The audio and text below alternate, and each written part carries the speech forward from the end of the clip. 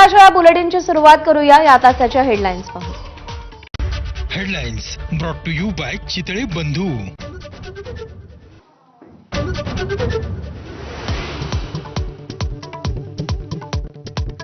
मुंबई आणि उपनगरात मुसळधार पाऊस, सखल भागात पाणी साचायला सुरुवात. पावसामुळे पश्चिम, मध्य आणि हार्बर मार्गावरची लोकल वाहतूक मंदावली.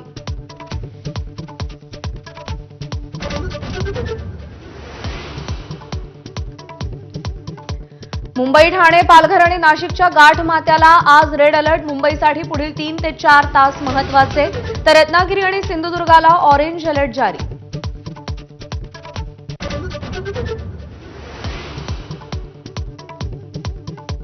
राज्यभरात पावसाचा हाहाकार. मुंबईसह ठाणे, भिवंडी, मीरा भाईंदर, पालघर, कल्याण, डोंबिवली, नवी मुंबई भागात आज शाळांना सुट्टी, तर रत्नागिरी, रायगड आणि बुलढाण्याच्या काही भागातही सुट्टी.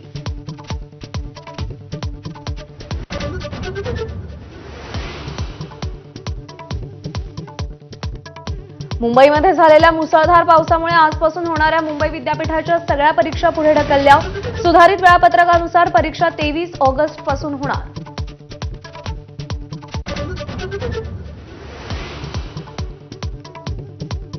नांदेडच्या मुखेडमध्ये वाहून गेलेल्या 5 पैकी 3 मृतदेह सापडले, तर इतर 2 शोध सुरू. एकूण 225 जणांना सुखरूप काढलं.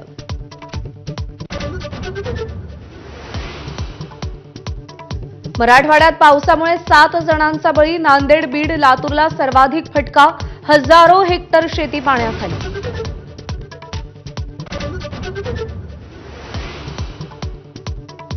कोकणाला मुसळधार पावसानं झोडपलं. जगबुडी आणि नारंगी नद्या धोक्याच्या पातळीवर. नदीकाठच्या गावांना पाण्याचा विळखा.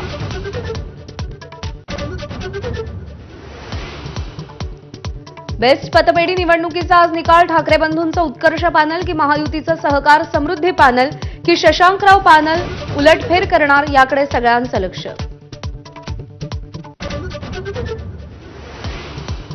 राज्य मंत्रिमंडळाची आज बैठक. मुसळधार पावसामुळे झालेल्या नुकसानाचा आढावा घेणार.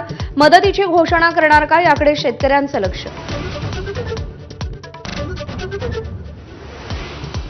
संगमनेरमध्ये कीर्तनादरम्यान झालेल्या धक्काबुक्की प्रकरणाला राजकीय वळण. थोरात विरुद्ध खताळ वादातून घटना घडल्याची चर्चा, तर आम्हाला नथुराम गोडसे व्हावं लागेल, कीर्तनकार भंडारेंची थोरातांना धमकी.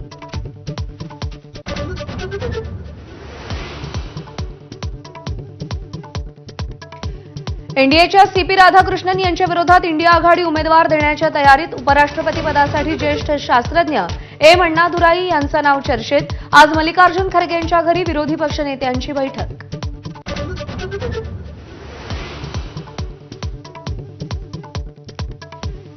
उपराष्ट्रपती पदाच्या निवडणुकीबाबत आज पंतप्रधान मोदी एनडीए संसदीय पक्षाच्या बैठकीला संबोधित करणार. उपराष्ट्रपती पदाचे उमेदवार सीपी राधाकृष्णन उपस्थित राहण्याची शक्यता.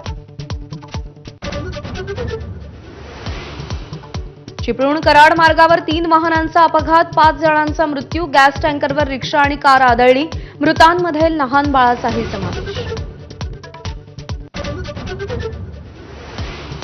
श्रीमंत राजे रघुजी भोसले यांच्या ऐतिहासिक तलवारीचा मुंबईत प्रदर्शन सोहळा. राज्य सरकारनं लंडनमधून ताब्यात घेतली रघुजी भोसलेंची तलवार. आशिया कपसाठी भारतीय क्रिकेट संघाची आज घोषणा. अजित आगरकरच्या अध्यक्षतेत मुंबईत बैठक. गिल, बुमराह आणि जयस्वालचा समावेश होणार का, याकडे लक्ष.